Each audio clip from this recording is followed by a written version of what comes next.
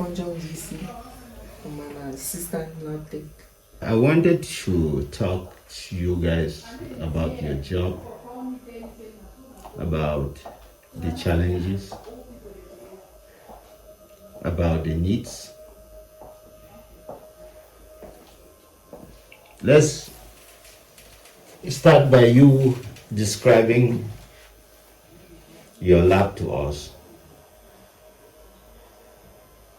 Okay, as you can see, it's a very cozy lab. Everything is incorporated in one. Right in front of me is the phlebotomy area.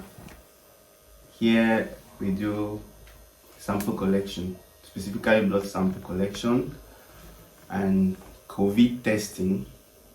And then just after that, you can see the chemistry analyzer. We do chemistry here. And just to mention that this is one of the hospitals here in Bengui where we have a lot of biochemistry tests. We are the only center that does lipid profile. We do liver enzymes, kidney function test here. And so there are times that we get samples from other hospitals, or we get patients referred to us to run liver function tests and other biochemical tests. And then here it's a microscope. We do microscopy here and a lot of parasitology and microbiology. But as you can see, we are improvising. The microscope has a little problem, and so we didn't have enough funds to get a new one. So we had to meet a technician who adapted this for us. So in order to put on the microscope, we have to use this equipment. We put it on and then we can see we are able to use it, though the lighting is still poor. And so we keep improvising and trying to see how we can render our services. And here we have our bench aids. We have the parasitological chart, which aid us in case we have parasites that are confusing. And then right here is the sink where we do our staining. And as you can see, we have a lot of standard operating procedures that aid us in staining. We do a lot of microbiology here, gram staining, and this is also one of the hospitals here where we do microscopy for malaria tests. We all know that in most hospitals there is this rapid diagnostic test that is common, but here we prefer to do microscopy because it is more sensitive. Yeah, and so some patients actually come and say, we come here because we want you to do that your microscope, the one that you see the malaria parasite. So we do the staining here and then we observe using the microscope. And then moving this direction, we have the serology. Here we do a lot of serological tests for syphilis, chlamydia, hepatitis, and you can name the rest. We also do urine analysis here. As you can see, we've labeled. Though we are using urinalysis here, we do urine analysis here. We use the material for urine analysis. You can see Combi 11. We also prepare the sample for stools, the stool smear. We prepare them here and then we take them to the microscope for observation. There we keep blood samples, used blood samples. We keep them for 2-3 days before we discard. And then there we have our tubes, both the dry tube and the EDTA tubes, which we use depending on the sample that we want to collect. We have our centrifuge here, our small centrifuge. We use it to centrifuge samples, get plasma, we get serum, depending on the test that we want to run. And then we have our dryer here. One of the reasons why patients prefer or like to come to us is because we are pretty fast in our lab results. And this is one of the things that help us, the dryer. Here we have the refrigerator. We store our samples here, the ones that have to be stored between 4 to 8 degrees Celsius.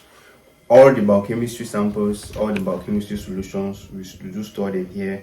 And we also store some vaccines that we use in the hospital, like the vaccine for hepatitis B, we store it here, and the vaccine that is used by the postnatal department, the BCG and all the other vaccines. We store the MMR vaccines, they are stored here in the fridge, and also the samples for rheumatoid factor, C-reactive protein, and a lot more. We do store them here. And one of the challenges we have here, as I'm a lab scientist, I was also trained to do culture, but we have issues of lighting here, electricity problems. We were able to get a solar system, but the solar system cannot carry even the refrigerator, and so it will be difficult for us to get an incubator, which the solar system cannot help in case of power failure.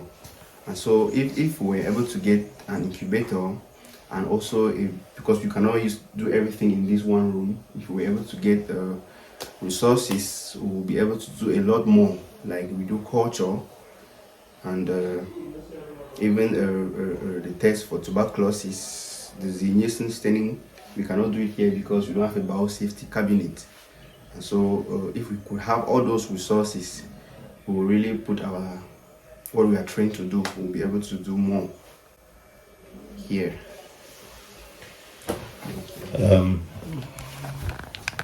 Thank you for this magnificent presentation. And as you said, the power system, the electricity, is one of the challenges that you have here. Yes. Do you think any amount of solar installed can overcome that challenge? Yes, I have spoken to a number of people, and the guy who installed the present solar that we have talked of getting more batteries. If we have more batteries and maybe add more solar plates, we will be able to have the voltage that can carry the refrigerator. And why not an incubator?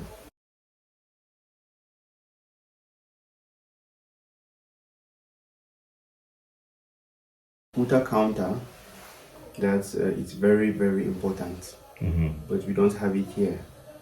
So what the doctor does is he requests white blood cell count, manual white blood cell count, and manual differential count, which though is cheap for the patient, it takes a lot of time because we do it manually.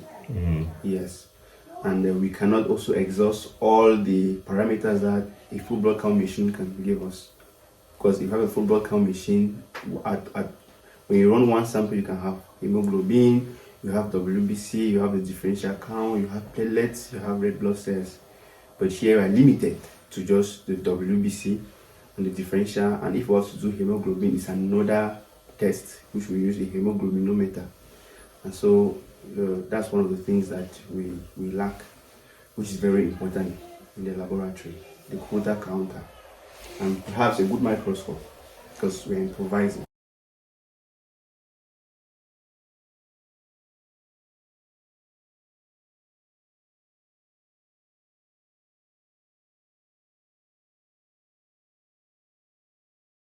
Let's talk about your continuing education, given that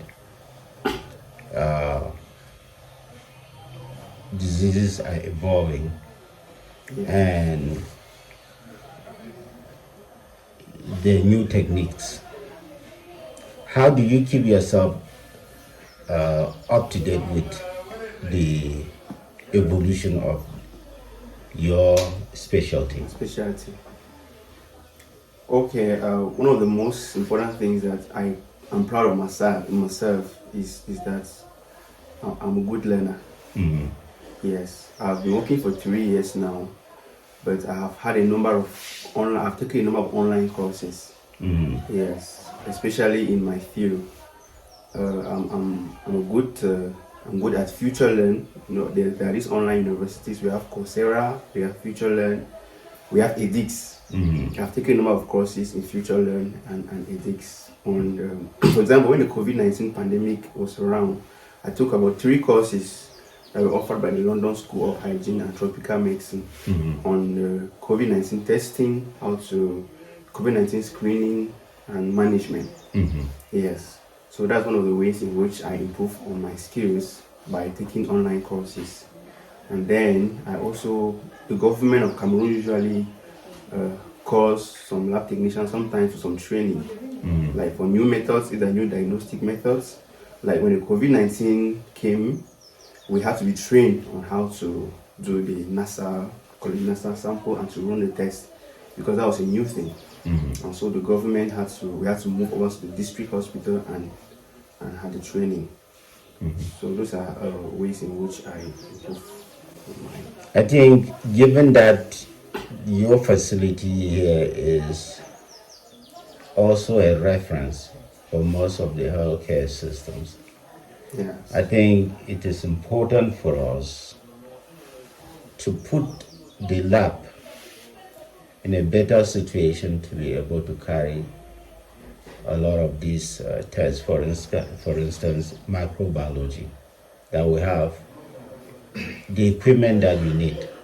For instance, biosafety cabinets Right. and the various culture media. Yes. It's a separate room yes, for that.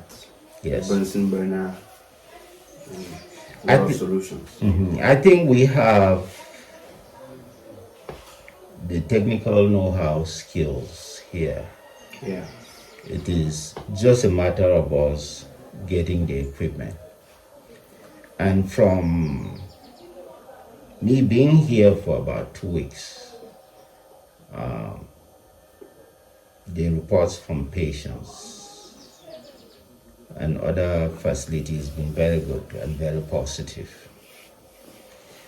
And here, it also helped me to reevaluate things, because